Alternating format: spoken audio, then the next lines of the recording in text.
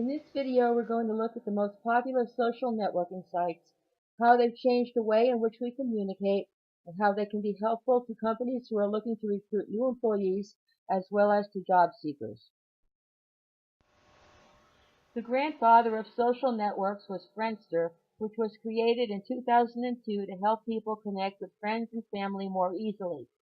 At the time, it was fresh and innovative, but was redesigned as a gaming platform that was popular in Asia until its services were suspended in 2015 for lack of engagement. MySpace, begun in 2003, was the largest social networking site in the world from 2005 to 2009, surpassing even Google as the most visited website in the United States, but it was soon overtaken by Facebook. In spite of several redesigns, the number of users has declined steadily, and as of October 2016, it was ranked 2054 by total web traffic. LinkedIn was launched in 2003 as a business and employment social networking service that was mainly used for professional networking, including employers posting jobs and job seekers posting their curriculum vitae. Most of its revenue comes from selling access to information about its users to recruiters and sales professionals. Since its launch in 2004 as a way for Harvard students to connect with each other, Facebook has changed the way people use websites for social networking. New features are added regularly, and it's readily accessible from phones and other mobile devices. With over 1 billion users, it has become the most popular social networking site in the world, used for everything from a means of procrastination to a tool for political movements. Twitter was created in 2006 by 3 men out of a desire to stay in touch with friends more easily than was permitted by Facebook, MySpace, and LinkedIn. Its format allows for message lengths of only 140 characters, and although everyone can read tweets, only registered users can post them. The unusually large number of celebrities who use Twitter and have a large number of followers has been a major factor in its success. Google Plus is Google's fourth foray into social networking, bringing people together with the context of Google's many services. Since its launch in 2001, it's been gradually moving towards becoming one of the most popular social networks, with over 100 million people having active accounts. Facebook continues to dominate the social network scene with over 1 billion users, followed closely by YouTube. 74% of all Internet users use social media, with it being slightly more popular among women than men, although more men use LinkedIn than women, and Twitter is slowly becoming more male-centric as well.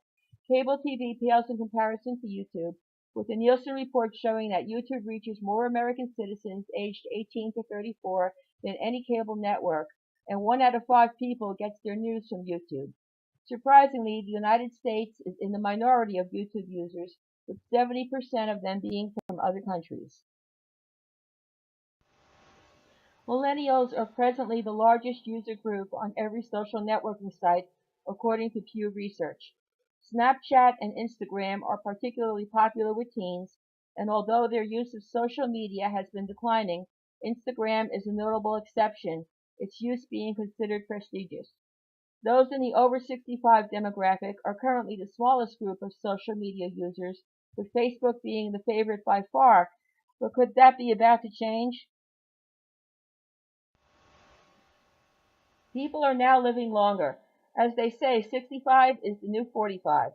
With new computers being eminently user-friendly, seniors are more online literate, have more free time, and households headed by seniors have a net worth that averages 7 times greater than that of those under 35. The fast and growing demographic on social networking sites is those aged 74 and above. Currently, 11% of Facebook users are seniors, with a yearly growth of 1,448%.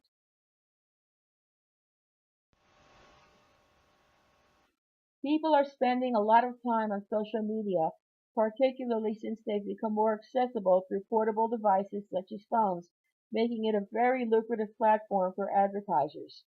As of 2016, 28% of time on the Internet is spent on social media sites, an average of 1.72 hours per day. According to PricewaterhouseCoopers, the budget for digital advertising for 2015 surged to a record $59.6 billion, with a 66% upswing in mobile advertising from the previous year. Facebook is still number one when it comes to generating social media ad revenue, thanks largely to its unrivaled ability to target consumers.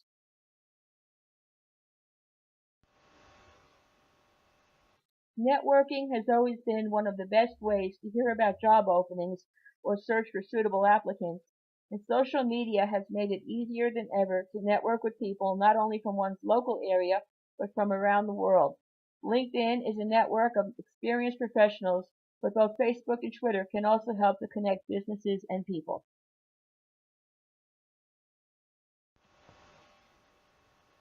Using social media to identify qualified applicants is faster and cheaper than posting a job, and 92% of employers are using or plan to use social networks for recruiting.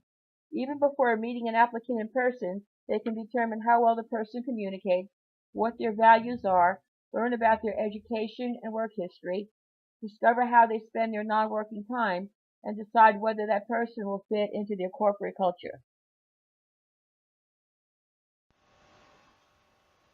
A person's social media postings say a lot about them, including their level of maturity. Obviously, something that might be acceptable for an entry-level person isn't suitable for someone in management. So think before you post, especially if you're looking for a job. You might need to go back and do a bit of housekeeping, removing anything that would portray you as unprofessional. By all means, do highlight your professional and personal accomplishments, but don't come off as being braggadocious. Remember the fairly recent news stories about people who demeaned their new employers online even before they started their jobs, only to find out they were fired before they even began? Be careful of what you say about past, present, and potential employers. If you wouldn't say it to your boss, don't say it at all.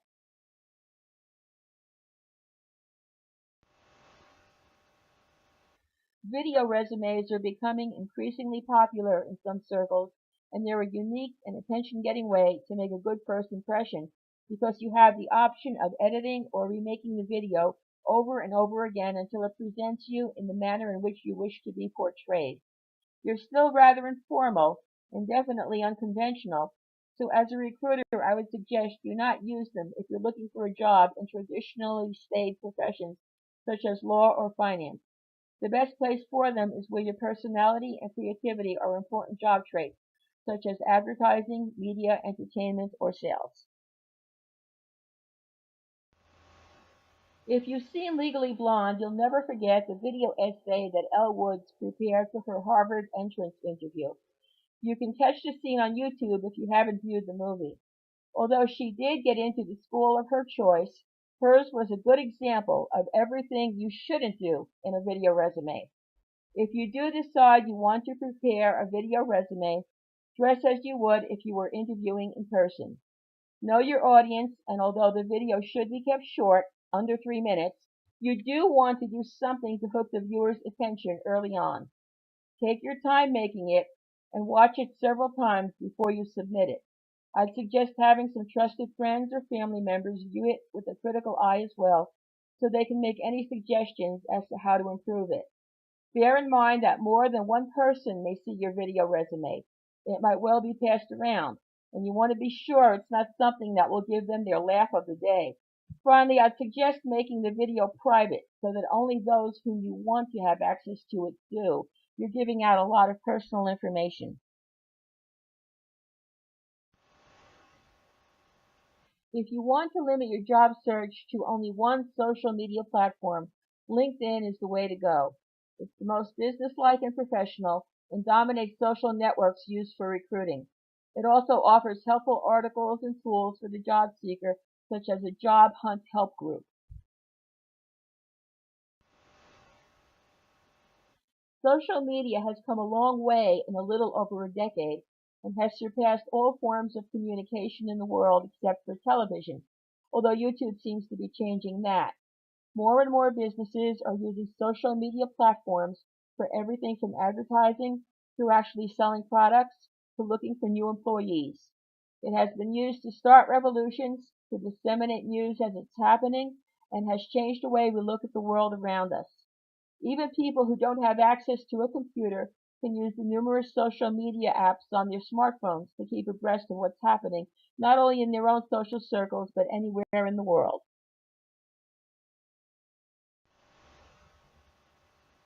The Bible tells us that during the tribulation, all those living upon the earth will be able to see the two witnesses lying dead in the streets of Jerusalem for 3 days, as well as the return of Jesus Christ and his bride, the church, at the Battle of Armageddon. For 2,000 years, people have wondered how that would be possible. But do you think they'll be watching it live on an app like Periscope? I hope you found this presentation useful, particularly on how you can use social media to help you find a new or better job.